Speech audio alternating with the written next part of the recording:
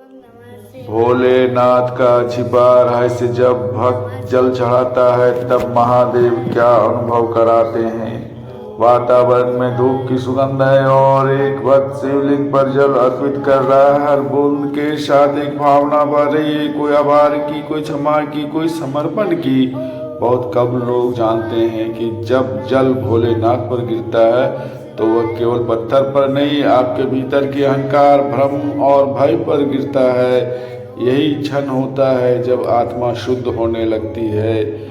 भोलेनाथ मौन हैं, वे शब्दों से नहीं अनुभव से उत्तर देते हैं। जब आप श्रद्धा से जल अर्पित करते हैं तो आपका मन रुकता है, सांसें धीमी होती है और ब्रह्मांड का ऊर्जा कंपन आपके भीतर उतरने लगता है। यही वह अदृश्य क्षण है जहाँ भक्त और भगवान एक हो जाते हैं और वही क्षण है भक्ति का सच्चा अर्थ।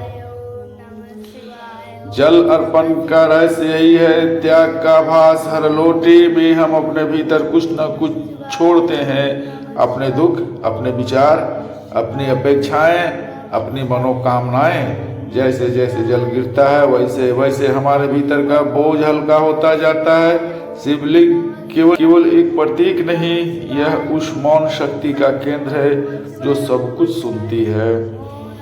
जब हम ओम नमः शिवाय का जप करते हैं तो 5 शब्दों का यह मंत्र 5 तत्वों को संतुलित करता है।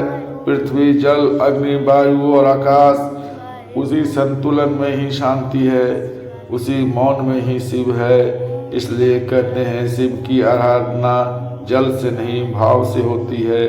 जब आपका मन शिव के चरणों में टिक जाता है तब आपकी सारी उलझनें स्वयं सुलझने लगती है।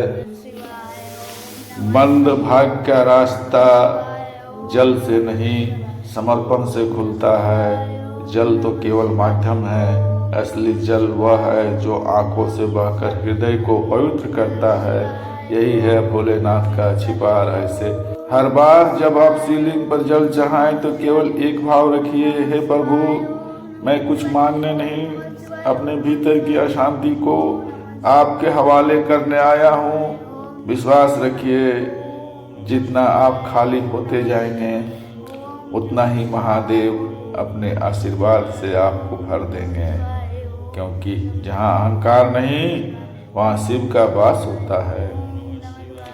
जल समाप्त हो जाता है पर उसका कंपन आपकी आत्मा में रह जाता है।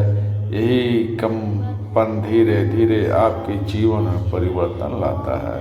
तो अगली बार जब भी मंदिर जाएं, जल चढ़ाएं, पर साथ में छोड़ दे अपने भीतर का बोझ। याद रखिए, महादेव मौन है पर उनका मौन बोलता है। बस सुनने वाला मन चाहिए और फिर सब कुछ बदलने लगता है।